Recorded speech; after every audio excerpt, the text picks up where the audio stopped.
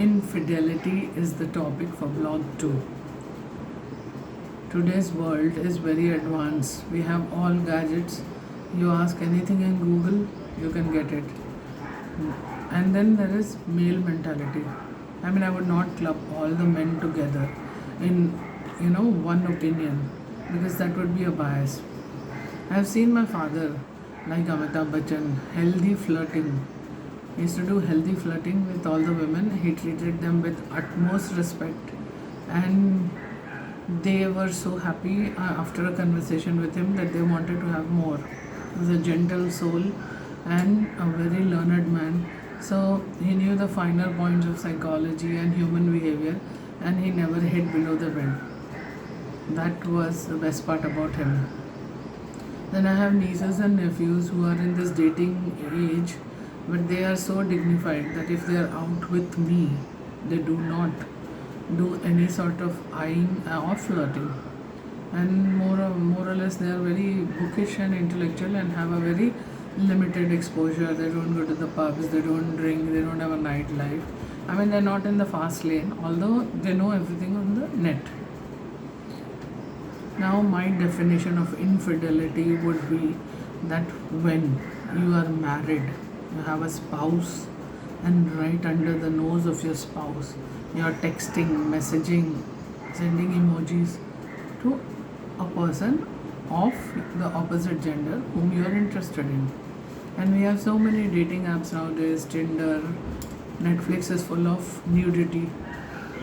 So, to each their own.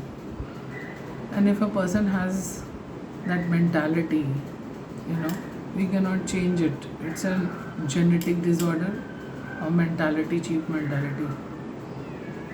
A spouse who does not respect his wife is a gone case, should be left. But sometimes life is not black and white, it is grey also. Sometimes it is difficult due to certain circumstances to leave that spouse, and living with that spouse becomes hell.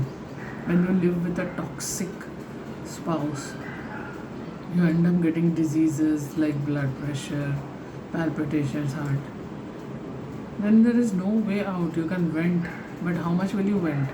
So after venting for a long time, and after your anger has spoiled your face, looks, everything, you come to a stage where you're fed up of fighting and everything, and you just let go. And then at that time you think, maybe I should have done it earlier. So decision taking in infidelity is very important. If you find that something is wrong in the first year of marriage, you should exit, and before you have children, so that you can restart your life for a better.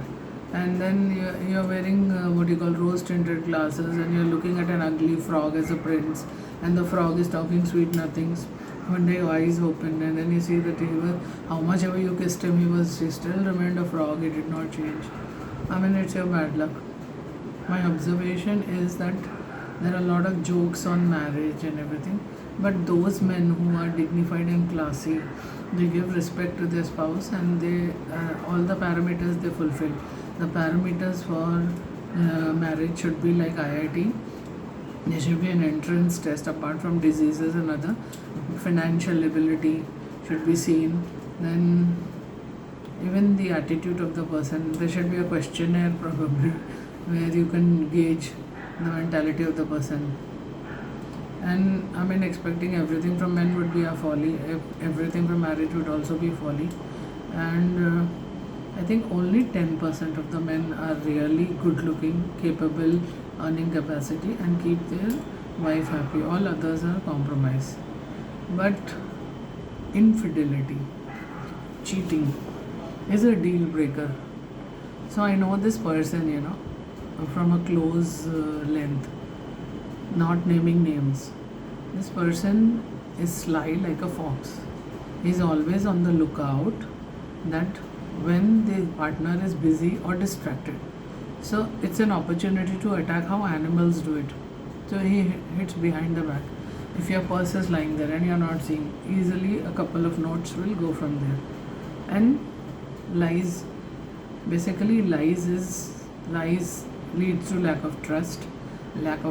Then I know many men who cannot perform any of their responsibilities, and they put the blame on their wives, and they refuse to go to doctors. Although I feel doctors don't have all the solutions, we all learn the hard way, we all learn.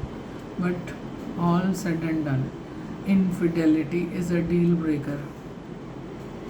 And sometimes we have money constraints, and we know that this person is cheating on you, and you still have to live with that person.